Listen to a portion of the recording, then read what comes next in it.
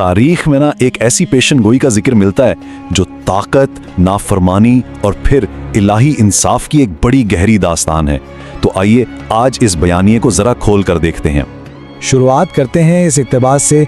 ये अल्फाज माखिज़ के मुताबिक एक ऐसे मंसूबे की तरफ इशारा हैं जो सदियों से तैयार हो रहा था।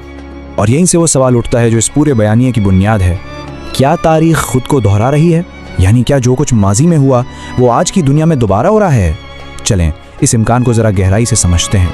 अच्छा, तो ये कहानी शुरू होती है एक इलाही तंबीह से, एक ऐसी वार्निंग जिसमें 2 बार बड़े फसाद का जिक्र किया गया है।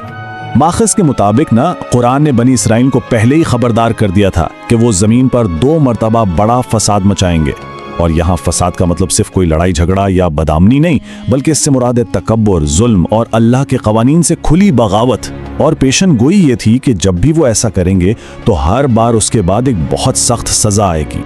लेकिन देखिए, किसी कौम के जवाल को समझना हो तो पहले उसकी अजमत को समझना पड़ता है, वो बुलंदियां देखनी पड़ती हैं जहां से वो गिरे थे। तो बनी इसराइल हैं कौन? ये हैं हज़रत याकूब अलैहिस्सलाम की औलाद।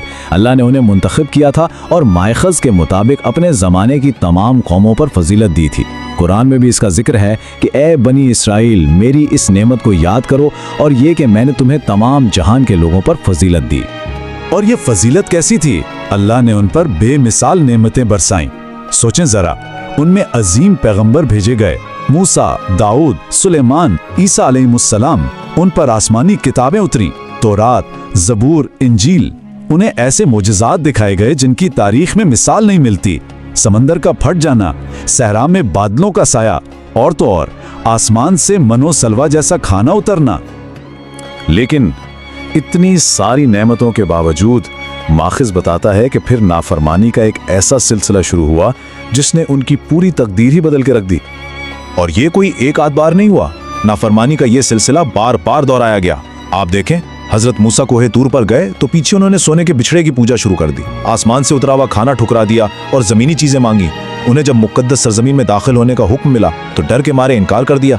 और हद तो ये है कि उन्होंने अपने ही नबियों को कत्ल करना शुरू कर दिया। ये असल में शुक्रगुजारी का एक इम्तिहान था।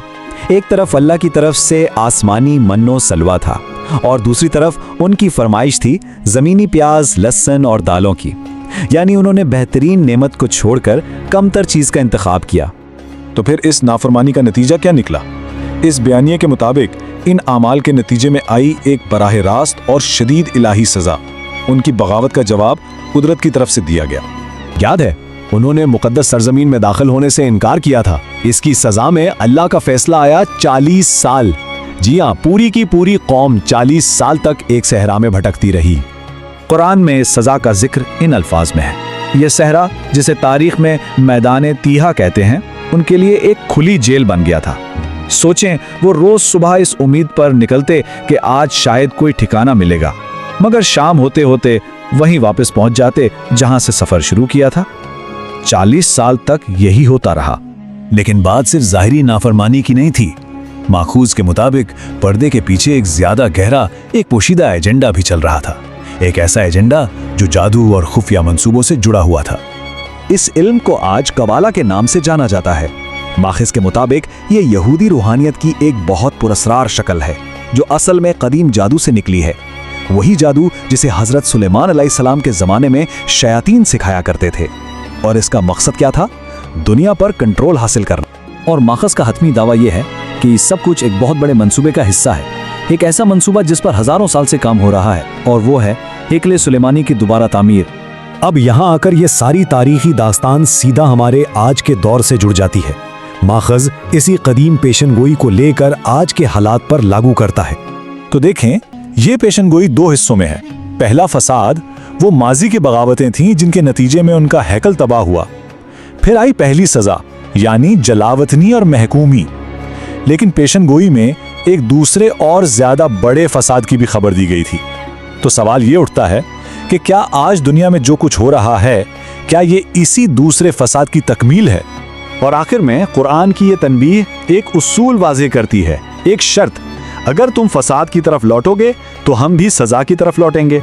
यानी इस बयानिए के मुताबिक ये एक अबदी कानून है कि जुल्म का जवाब हमेशा सजा से ही दिया जाएगा।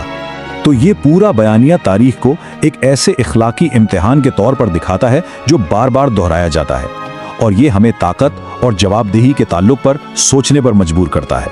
ये सवाल छोड़ जाता है कि जब इख्तियार हद से बढ़ जाए और इंसाफ को नजरअंदाज कर दिया जाए तो क्या उसका नतीजा हमेशा तबाही ही होता है।